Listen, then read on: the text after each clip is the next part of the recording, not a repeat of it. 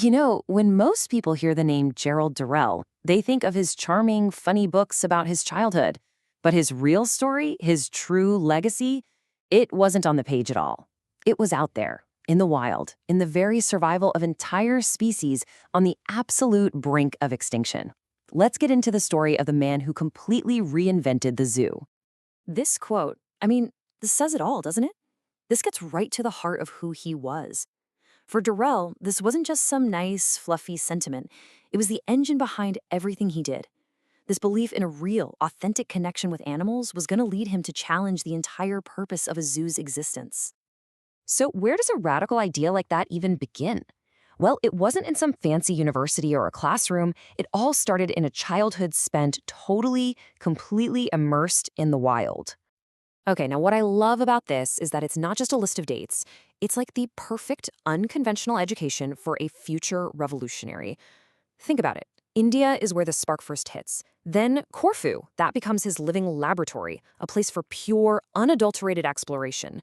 His mentor, Theodore Stephanides, he's the one who gives that passion some structure, teaching him to observe like a real scientist.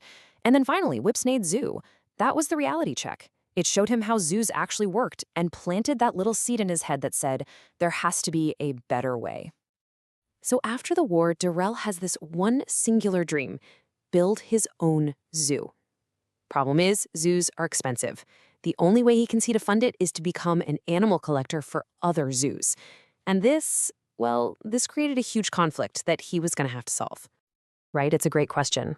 This is a guy who never passed any exams, absolutely hated school, and his first few expeditions basically burned right through his inheritance. So how on earth does a person like that go on to build a world-famous institution?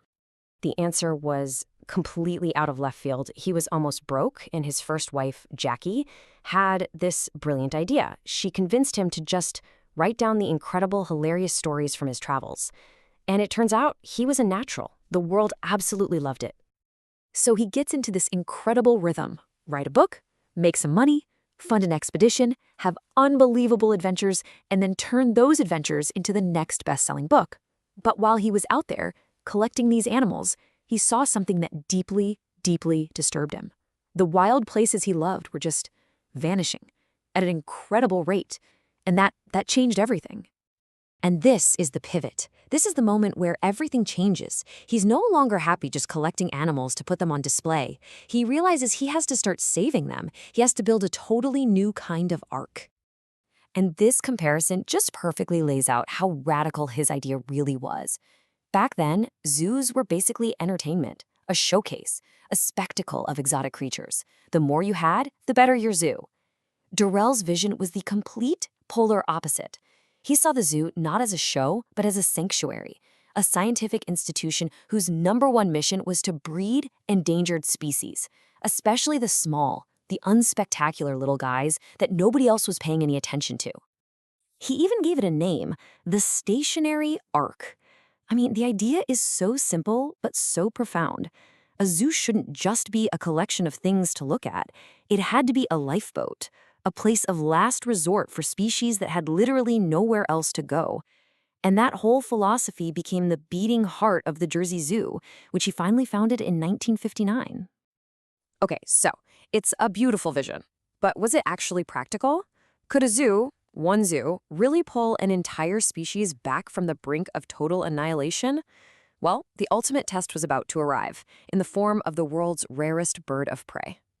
4. Just 4. That's it. That's how many Mauritius kestrels were left in the wild in 1976. The species was, for all intents and purposes, extinct. Saving it was going to be the ultimate test of Durrell's stationary ark concept. So his team came up with this audacious, incredibly hands-on plan. They would actually take the first clutch of eggs from the few wild nests, which encouraged the parents to lay a second clutch. Then they'd hand-rear those chicks in the safety of the zoo, train them how to be wild animals, and then release them back. It was risky, it was intense, and nothing quite like it had ever been done before. And from just 4 birds to this, a thriving, self-sustaining population of over 240 in the wild. It's a stunning success. It proved that the stationary ark wasn't just some poetic idea. It was a literal blueprint for saving species. But here's the thing about Durrell. Saving one species, no matter how incredible the story, was never the end goal. His ultimate vision was way, way bigger. He wanted to create an army. He set up a training center, what's now the Durrell Conservation Academy, to teach his methods to other people from all over the world. And just look at the impact. They've trained hundreds of graduates from over 70 countries. For a pretty modest sum, they could train a local conservationist who would then go back and have this immeasurable impact in their own home country. And this, right here, this was his greatest insight. He realized that real, lasting conservation wasn't about some expert from Europe flying in to fix a problem. It was about empowering local people. Training a conservationist from Madagascar to save the wildlife of Madagascar. This self-sustaining global network of experts, that is his real living legacy. This quote from the naturalist William Beebe is carved on Gerald Durrell's memorial, and it hits you right in the chest.